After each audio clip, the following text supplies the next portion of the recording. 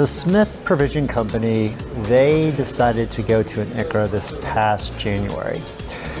And I've been working with them over the past several years, explaining what an ICHRA is, the strategy behind an ICHRA, the concept, why an employer might want to go this route.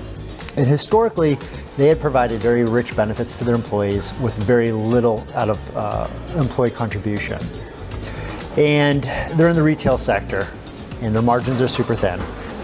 And every year, it's the wash, rinse, repeat, where I'm coming to them with a 12% on the low end increase, and there's been years where the increases have been north of 20%.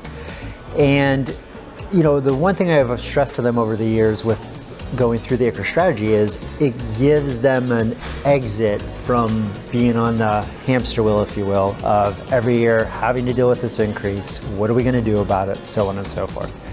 So actually, in July of 24, we were having a planning meeting, preparing for the renewal, and they asked me, what do you think our renewal is going to be this year? And I said, I think it's going to be easily 12%.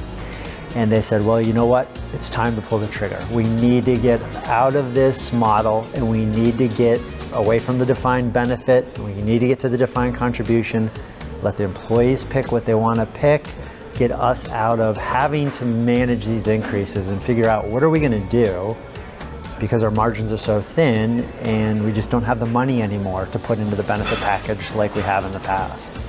So, they transitioned this January. It was a really good transition. The employees were very happy, actually. And this is one of the things I always stress to employers when we talk about the ICHRA strategy is you are telling them what you're offering them. And for a very small segment of your population, that works. But for the majority of the population, that's not really what they want. So the employee feedback was really nice because they were all happy that they got to choose what they wanted. And some of the employees, paid less, and some of the employees paid more, but it was their choice.